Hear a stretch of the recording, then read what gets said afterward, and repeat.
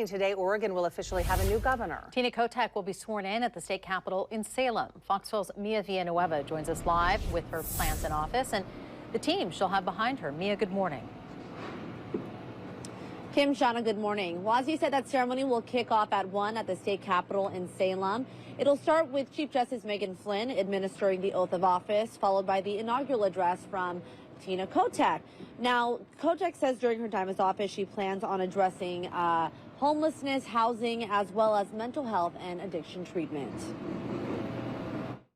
My hope is to have a strong working relationship with the leadership here in the city of Portland, so we can take our housing and homelessness challenge, our issues around mental health and addiction, making sure our schools can be successful, and also making sure that the entire state knows that we are one state. We have to work together.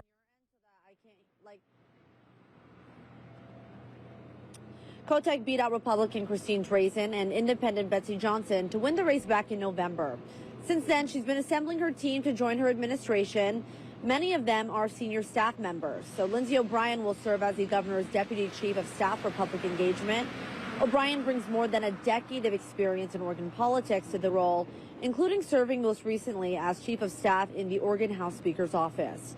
And Doe will serve as the new director of public affairs and communications. Doe comes to the administration, having most recently served as the executive director for Planned Parenthood Advocates of Oregon. Richard Lane joins Kotek's team as the new general counsel.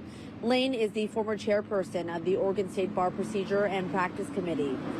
Becca Uher-Bilal will serve as the governor's equity and racial justice director, leading integration of efforts to increase access and public engagement in state government.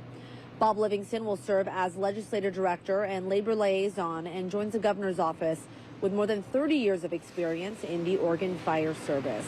Again, Kotek's inauguration is set for 1 this afternoon.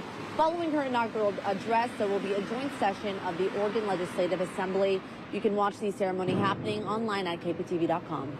For now, reporting live, I'm Mia Villanueva. Good day, Oregon.